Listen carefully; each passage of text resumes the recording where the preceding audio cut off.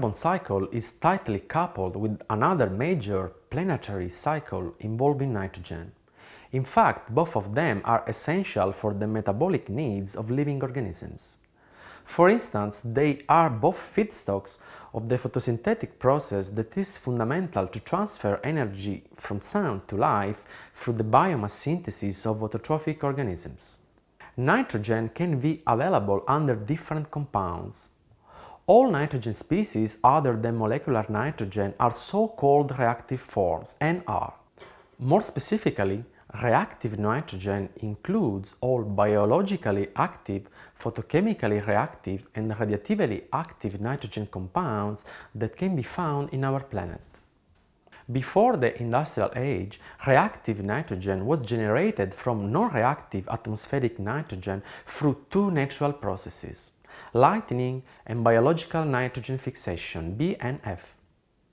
High temperatures occurring in lightning strikes lead to nitrogen oxide formation, which then reacts with water to form nitric acid. Instead, BNF is a set of reactions through which some specialized bacteria convert molecular nitrogen into ammonia.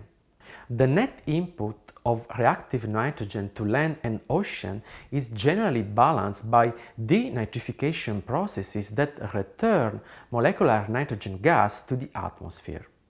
A balance is therefore obtained. However, this equilibrium has been broken since the beginning of the industrial age.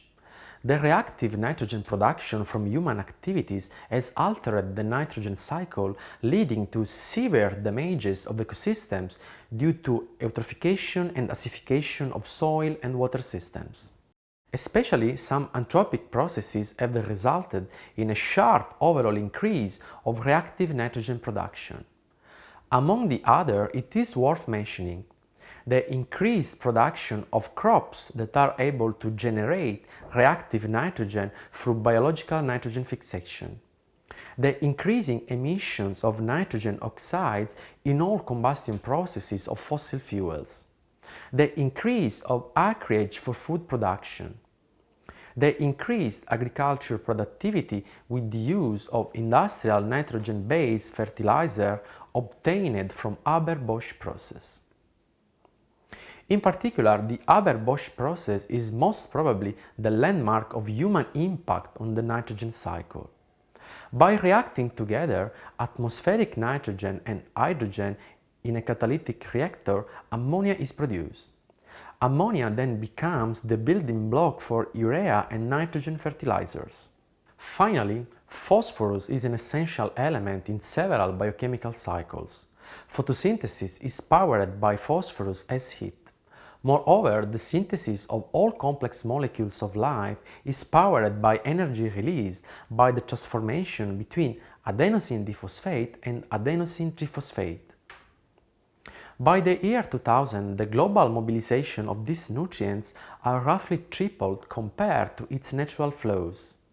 Again, the increased production and use of inorganic fertilizer for food production has been responsible for this. Different from nitrogen, applied phosphorus cannot be naturally recycled. We can now recover heat from wastewater. However, it is impractical to recover heat from other diffuse sources. Hence, long-term supply of this element is critical in addition to environmental issues caused by overdosing of it both on land and water systems. Overall, the human intervention in the Earth system is remarkably affecting many natural cycles that are crucial for almost all living systems, humans included. The extent of these interferences is, for example, very much manifest in the loss of biodiversity that has been indicated as the sixth extinction.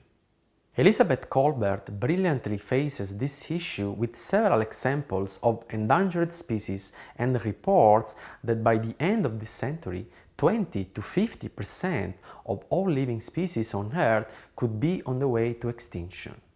In order to understand the burden that humankind is doing on the environment, it is needed to introduce some other elements. The pressure on global climate and the use of sensitive resources like land and water are serious issues to be discussed further.